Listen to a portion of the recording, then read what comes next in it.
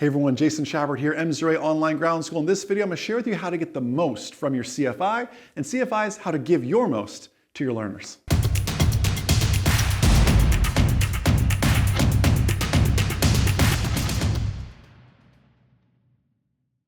What is happening? MzeroA Online Ground School. Jason Schabbert here with a question. What is learners? I'm asking learners this question. I want you to type it in the comments below. What is the number one thing you wish your CFI would have done? Maybe they did do it and you're so thankful for it now. So what's the number one thing your CFI did or you wish they did? Will you leave comments down below? I want future learners, I want future CFIs, I want current CFIs to be able to work through this thread and just see, wow, that's a great idea, that's a great idea. Just use this as such a place to build. Like, we are such a community, such a family. And that's really the topic here today, is that learner, formerly called student, that student instructor, learner instructor relationship. And you see, it starts with this. As an instructor, the best way to teach Joe isn't the right way or the best way to teach Pat over there. I must adapt my teaching style to my learners' learning styles for the greatest success. And this could be as simple as, some people need it all at a slower pace. I might talk way too fast for some people. I've had people say that to me, and I have to tailor how I teach. And I know I'm talking to instructors now, but student pilots out there, I want you to listen, because you may get some nuggets and go, man, if my instructor did that for me, that would be great. So let's go talk to them about it. Slower pace, faster pace. Are you learners, students, are you a visual learner, an auditory, verbal, tactile? You're probably some combination of those things. I'm the kind of person where I need it spoken to me, I can speak it out loud, and then let me do it, right? And you need to remember that CFIs, every learner, they learn differently than you. Just because I'm a type A personality, I'm a visual learner, the person I'm flying with may be more of an auditory type learner. You see, you have to learn to observe human behavior. An instructor can gain the knowledge, the understanding of their student and of themselves as well, if you remember the learning needs of your learners. Do you remember, it was a few videos ago, I was flying with Hunter. And Hunter was one of the lucky winners of the Fly with Jason sweepstakes. And I was sharing with Hunter to maintain a close traffic pattern at altitude. That I never want to have a perfectly good airport there, because if I lost my engine, I'm not going to make that airport. And sure enough, it became real. Real simulated. I pulled that throttle back.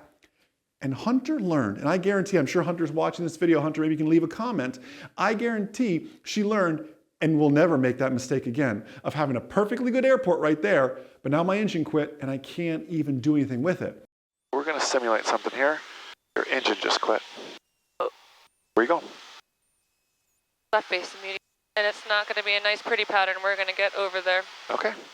Gently turning. I want to get my best glide, excuse me. Okay. I usually go 65. What's your best glide? 70. 70.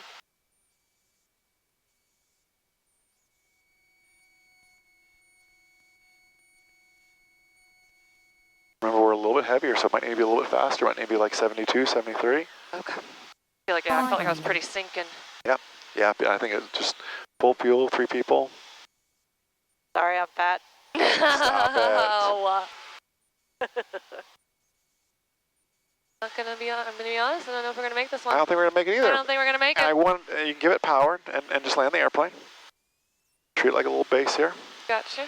I want to illustrate the point. You've got an airport in your possession right there. You should always be in a position to make that field. Our downwind was so wide that if that really happened, we couldn't even do a power off 180. Yeah. You always want to keep yourself in that position. So. Now, how did Hunter react to that stress of, oh man, Jason just told me this. It seems like a negative thing in the moment. Now my engine quit, all of this. Well, you saw in the video, Hunter was calm and responded very positively because she's always open to learning. Are you, as a student pilot, always open to learning? Now, if you find yourself getting stuck, CFIs, you need to give your learners new challenges. And if you find yourself, maybe you're a private pilot, Jason, I'm not even in flight training now, I'm just trying to be the best private or best instrument pilot I can be. Can you find new challenges? New $100, are they $200 hamburgers now? I think they're $200 hamburgers. New $200 hamburger runs to make, new airports to conquer, to keep your interest, your motivation, but not to be overwhelmed. This helps you build on your skills. Now, CFIs, you can assist as needed in this, mapping that out, assist even in the controlled movements as needed, but let the learner build their skills and their tasks, give them assignments. And you see, we're gonna make mistakes. Show of hands, who made mistakes in their flight training, but who learned a lot from the mistakes in their flight training? Gosh, I was just sharing with a group of kids not too long ago. I learned more from my bad instructors than I did from my good instructors. As crazy as that sounds, and maybe you can relate to that. You see, all of us are always learning. A good pilot is always learning isn't just some catchy slogan we use for marketing, it's truly something to live by. There's something we can always improve on. And I want to remind you here, some of you may be in this place right now, that plateaus in learning are going to happen. It's not an if, it's a when type thing. It is so natural. Don't get concerned if you hit a plateau. How do we overcome that plateau? Why don't you shift gears? Why don't you, if you're really struggling on steep turns, we'll go back and watch last week's video, but other than that, try some different maneuvers, different skills. You could even consider taking a break, not a long break, take 2 weeks off and just see if that resets and reinvigorates you to get back in the airplane. Another idea is to maybe get another perspective. You see, some relationships need continued work and some are just not meant to be.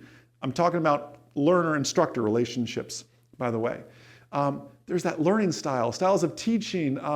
It all contributes to if you're satisfied or dissatisfied in the learning to fly process. And sometimes getting a different opinion, a different voice is the right way to go about it.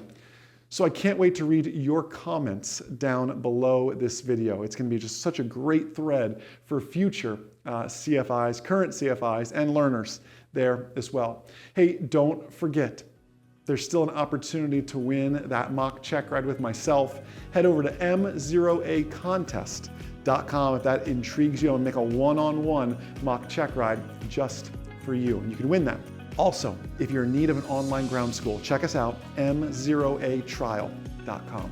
Have a blessed, abundant, outstanding rest of your day. And most importantly, remember, the good pilot is always learning. Have a great day, everybody. I'll see you.